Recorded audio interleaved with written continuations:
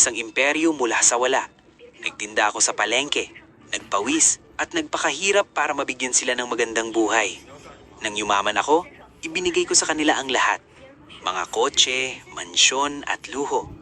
Pero hindi ko napansin. Naging ATM na lang pala nila ako. Tatawag lang kapag kailangan ng pera. Ang pamanay kong si Patricia, walang inatupag kundi ang kanyang imahe at mag-shopping. Ang pangalawa kong si Anton, isang sikat na abogado, pero walang oras para sa akin. Tanging si Leo, ang bunso kong guro, ang taus-pusong nangungumusta sa akin. Kaya isang gabi, gumawa ako ng isang desisyon na magbabago sa lahat. Sinuot ko ang pinakalumang damit, nagdumi, at iniwan ang aking kayamanan. Naglakad ako sa ulan. Nagbuka akong isang kaawa-awang matanda sa lansangan. Una kong pinuntahan ng mansyon ng aking panganay na si Patricia. Pagbukas niya ng pinto, pandidiri ang nakita ko sa kanyang mga mata. "Umalis ka rito, ang baho mo. Baka makita ka pa ng mga kapitbahay ko," sigaw niya. Padabog niyang isinara ang pinto. Hindi man lang niya tinanong kung bakit ako nagkaganito. Umiiyak akong naglakad papunta sa luxury condo ng anak kong si Anton. Binuksan niya ang pinto pero nakatingin lang sa kanyang cellphone. Wala siyang pakialam. Inabutan lang niya ako ng barya at sinabing, "Ma, huwag mo yun. May importante akong dinner kasama ang mga kliyente ko." Pinalabas niya ako sa mga security guard na parang isang basurera. 2 anak, 2 saradong pinto. Dinurog nila ang puso ko.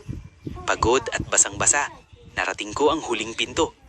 Ang maliit na bahay ni Leo. Pagbukas ng pinto, nakita ko si Leo at ang asawa niyang si Maya. Si Maya, ang manugang na dati kong hinamak dahil sa pagiging mahirap. Hello, Vivo users! Ganito na din ba yung mga wallpapers nyo? This is called flip cards. Ang ganda, no? Very unique. Punta ka lang sa settings, click wallpaper, click themes, and click flip cards, click gallery effect, click replace all, tapos pupunta ka sa gallery mo. So ito sa akin, nakapili na ako ng 3 pictures ko. Pwede... Nang makita ako ni Leo, hindi siya nag-atubili. Yunakap niya ako ng mahigpit kahit madumi ako. Pinunasan ni Maya ang aking mga luha at binalot ako ng mainit na kumot. Kahit wala silang pera, pinakain nila ako ng kaisa-isa nilang ulam. Kinagabihan, nagtulog-tulugan ako sa banig at nakinig sa usapan nila. Narinig ko silang nagbubulungan. Ibebenta raw ni Maya ang kanyang singsing para lang may maipambili ng gamot at masarap na pagkain ko kinabukasan. Doon ko napagtanto, ang tunay na pagmamahal ay hindi nasusukat sa yaman, kundi sa sakripisyo. Kinaumagahan, nagbago ang lahat. Oras na para malaman ng lahat ang totoo. Biglang dumating ang 3 itim na SUV sa tapat ng maliit nilang bahay. Bumaba ang aking mga paboritong abogado at mga bodyguard. Nagulat ang buong kapitbahayan, lalo na sila Leo at Maya. "Huwag kayong magkakot mga anak," nakangiting sabi ko sa kanila. "Isa lamang itong pagsubok at kayo ang nakapasa." Inilabas ng aking abogado ang mga bagong dokumento ng aking kayamanan. "Ibinibigay ko na sa inyo ang 70% ng aking mga kumpanya." Tumanggi si Leo. "Ma, hindi namin kailangan ng pera ninyo. Mahal namin kayo." "Alam ko anak, kaya nga kayo ang karapat-dapat na tumanggap nito.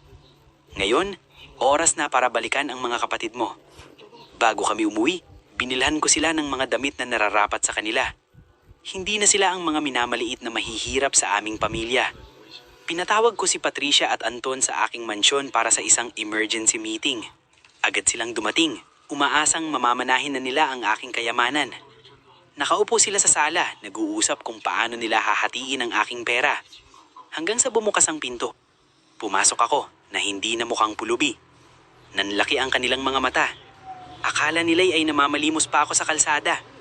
Agad tumayo si Patricia para yakapin ako na parang walang nangyari. Itinaas ko. Iba ang prime time sa Pinas. Huy, game na! Maaraw pa, pero night-night na. Traveling sa game? Ang aking kamay. "Huwag mo akong hawakan," matigas kong sabi. Nagkunwari si Anton na walang alam. "Ma, anong problema? Bakit ganyan ka?" Saka pumasok sina Leo at Maya. Mas mukha pa silang mayaman kesa sa kanila. Halos sumabog sa inggit si Patricia nang makitang suot ng manugang ko. Pinindot ko ang remote at ipinalabas ang isang video sa malaking TV. Ipinakita ko ang kuha ng hidden camera na nasa damit ko kagabi. Rinig na rinig ang mga pangiinsulto at pandidiri ni Patricia. Sumunod ang video ni Anton kung saan itinabu niya ako parang aso. Pareho silang natahimik. Wala silang may paliwanag dahil huli sila sa akto. Binigyan ko kayo ng marangyang buhay, pero ang naging kapalit ay kasakiman. Simula ngayon, inaalis ko na lahat ng suporta ko sa inyo. Lumuhod si Patricia at nagmakaawa. Wala daw siyang pambayad sa kanyang mga utang. Yan ang problema mo. Matuto ang magtrabaho para sa sarili mo. Binawi ko rin ang lahat ng kotseng binili ko para kay Anton. Kailangan na nilang harapin ang tunay na mundo ng walang tulong ng aking pera. Tinalikuran ko sila at sumama kina Leo at Maya. Sila ang tunay kong pamilya. Lumipas ang maraming buwan. Nakatira na ako ngayon sa bahay ni na Leo. Wala na ako sa malaking mansyon. Pero dito ko natagpuan ang tunay na kalagayahan. Ginamit ni Leo ang mana niya para magpatayo ng eskwelahan para sa mga mahihirap. Sina Patricia at Anton, unti-unti silang natutong magtrabaho mula sa ibaba. Minsan, kailangan nating mawala ang lahat para makita kung sino ang mananatili.